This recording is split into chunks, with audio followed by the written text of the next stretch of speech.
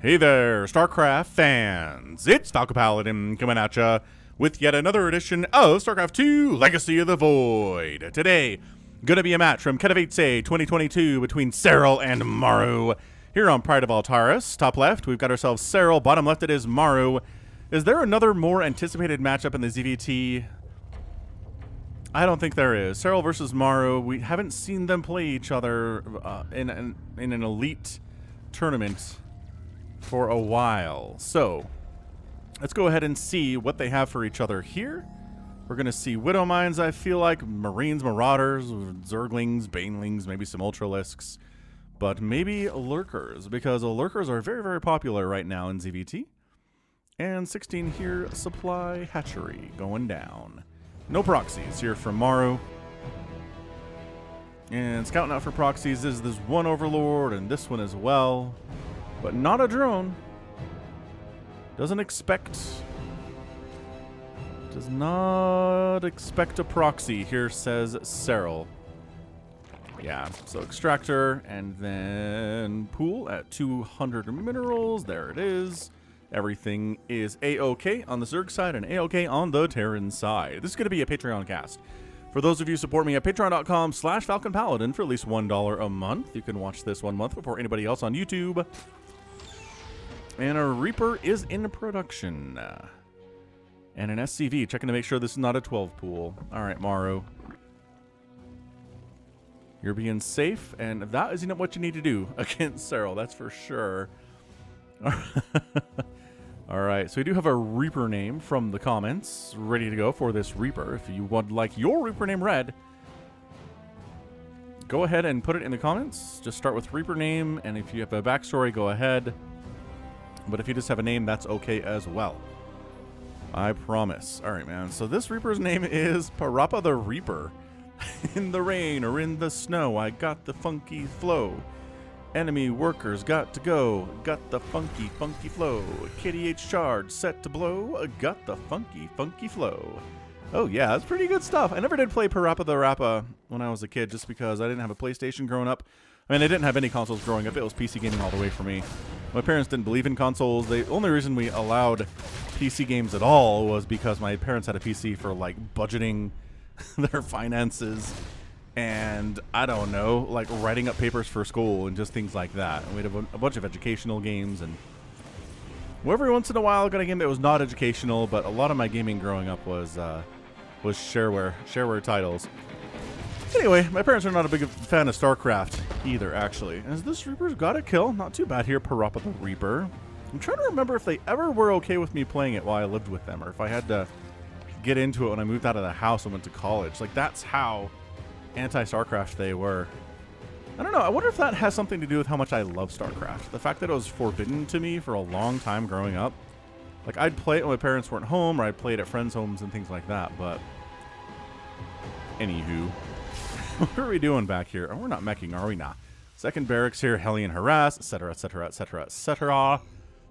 But yeah, I've gained all of my knowledge from early PlayStation and early N64 titles and things from friends' homes for the most part, but no one ever had Parappa the Rappa that I ever played at their house. I did, have some time on a PlayStation. I think my cousin had one growing up, but Parappa the Rappa, not really a very popular title, I don't think. It's lived on a little bit, I think, into current days, just because it's such a fun name to say, Parappa the Rappa.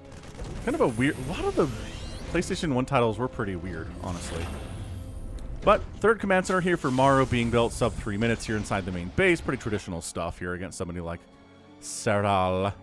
So what's the plan? Creep spreading out to the edges. Serral seems to be like he's setting up for a macro-style play. Third hatch popping here, looking pretty good. Probably going to get some gas down here. He's got about 40 workers or so. That's when I like to get my second and third and second gas, third and fourth gas here. Hellion's pushing, but queens are ready to rock.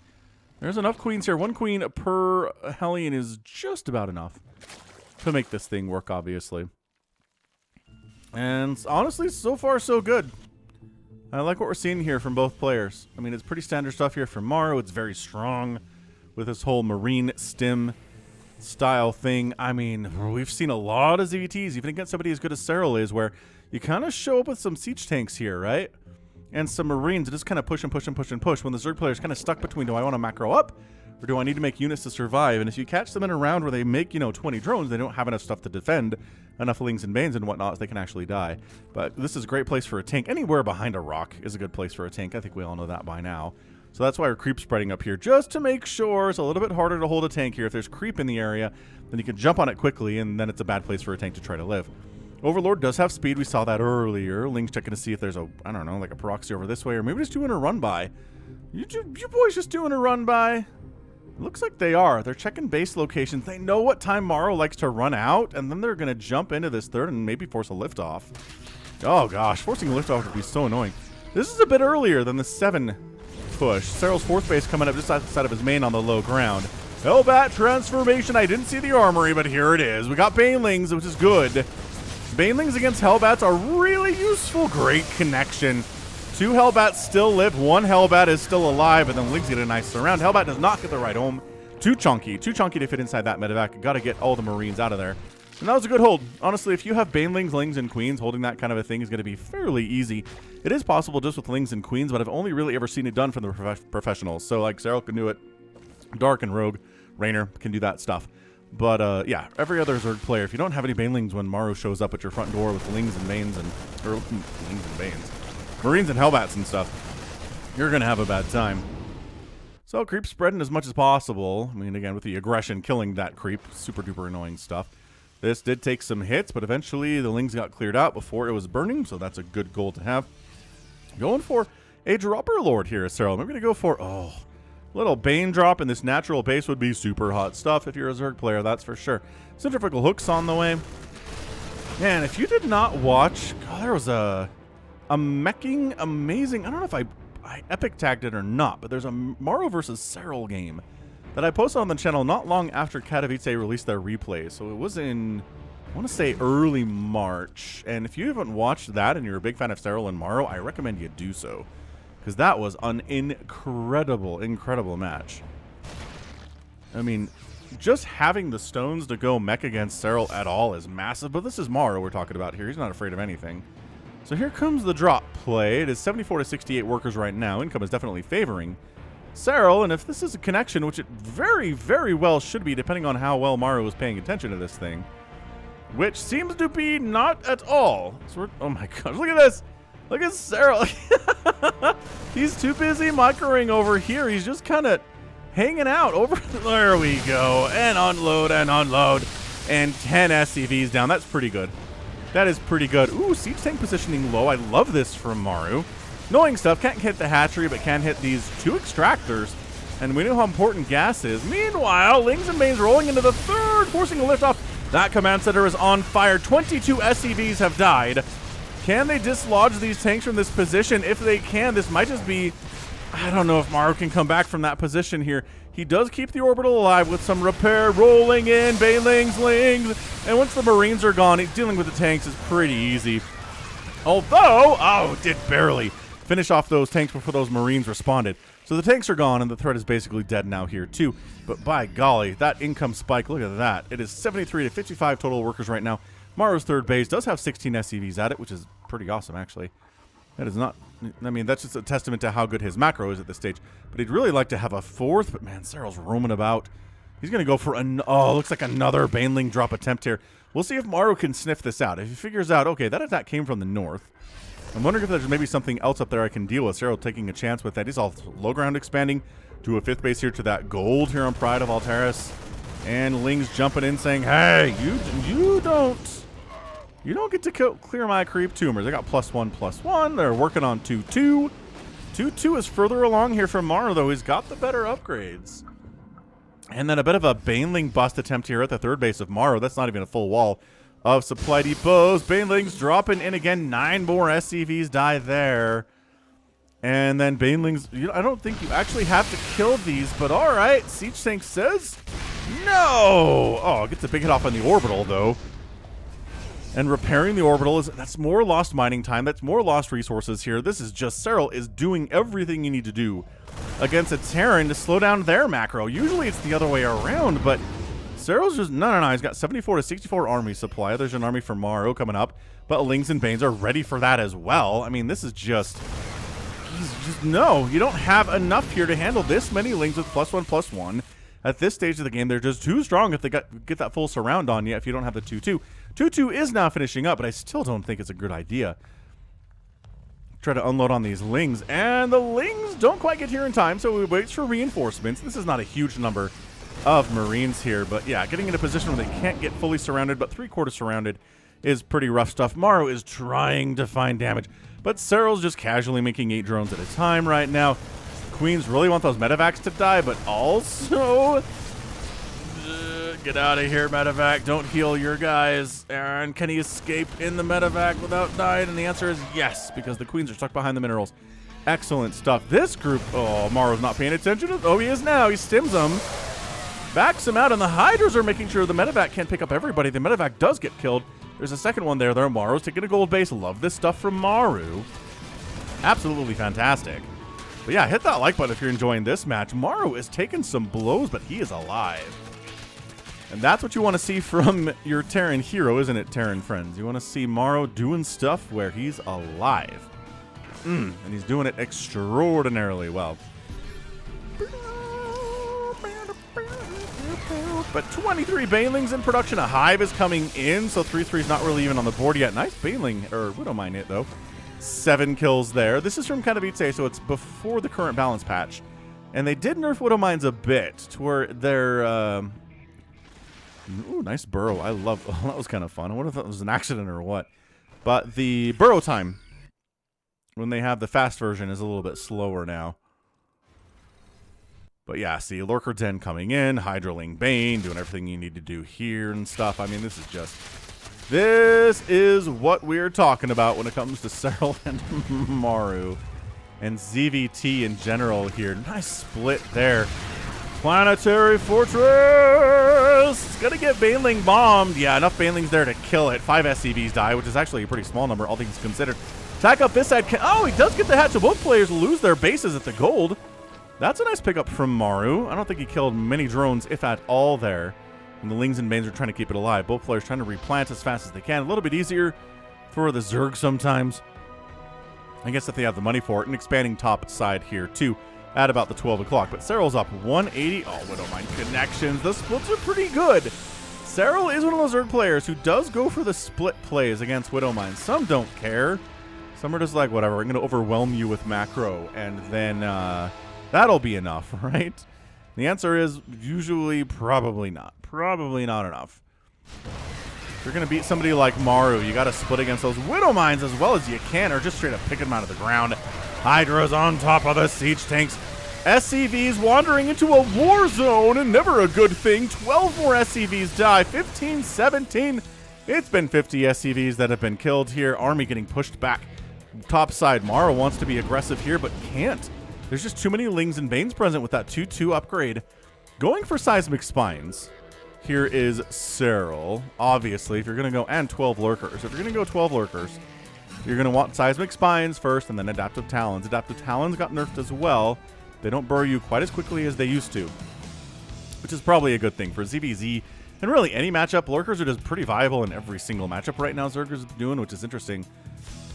As when they were initially introduced, that really wasn't the case. We didn't see them a lot. But they've really worked their way into every matchup in the current meta of 2022. Although, we'll see with the balance patch how that works out. Oh, this gold base has to lift off. Not what you want to see. Ling's getting into a non-planetary base at the 6 o'clock here from Maru.